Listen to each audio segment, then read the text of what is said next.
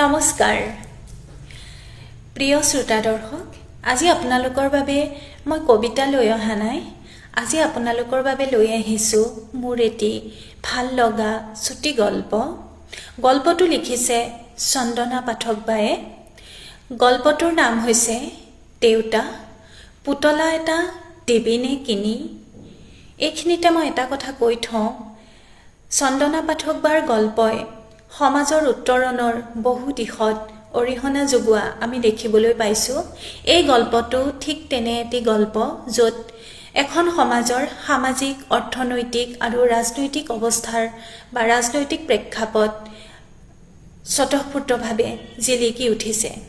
আহকচোন শুনো দেউতা পুতলা এটা দিবিনে কিনি নামৰ চন্দনা পাঠকৰ এই ছুটি গল্পটি দেউতা পুতলা এটা দিবিনে কিনি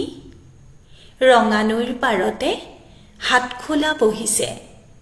লুজন খাৰুমণি একো কেনা লাগে মোক পুতলা এটাকে দিবি 3 টকাতে পাবি আইজনীও মৌজাদাৰৰ ঘৰত জেউৰা দি টকা 30 পালো দাইলৰ দাম 50 টকা কিলো ৰেচনৰ চাউলখিনিকে আনিলো লুনে খাৰে ভাত সাজ খাবি পুতলাৰ হতে পিছে পৰেও খেলিবি দেউতা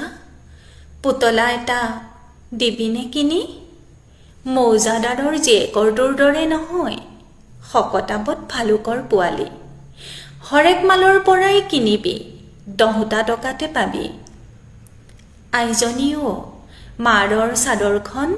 তেনেই ফিচিকিল তোৰ চোলাটোৰো চিলাই চিগিল মৌজাদাৰৰ গোলামীৰ টকাকিটা পালে পুতলা নালাগে চোলাটোৰ লগতে চাদৰ এখনহে কিনিবলৈ লাগে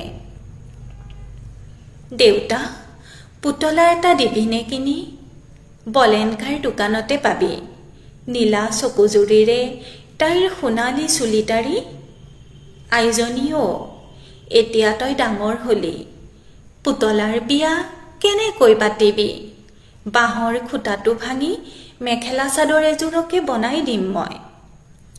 পাৰিলে ৰঙামণি এধাৰি আৰু মৌজাদাৰৰ জীয়েকে যে নখে উঠে লগাই ৰঙা ৰঙা কিবা কিবি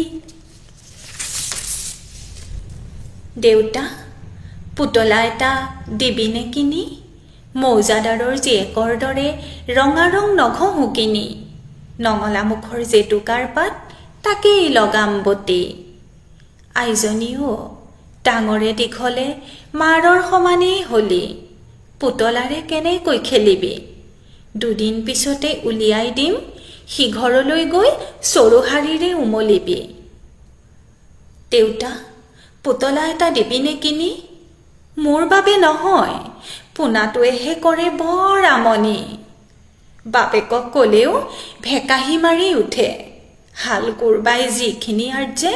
খাবলৈকেচোন নাতে ধন্যবাদ এইখিনিতে কৈ থওঁ গৰিয়সী মাৰ্চ সংখ্যা 2007 চনতে গল্পটো প্ৰকাশ পাইছিল আৰু সেই সময়তে চন্দনা পাঠক বাৰ এই গল্পটোৱে গৰিয়সী ছুটি গল্প প্ৰতিযোগিতাত প্ৰথম স্থান অধিকাৰ কৰিছিল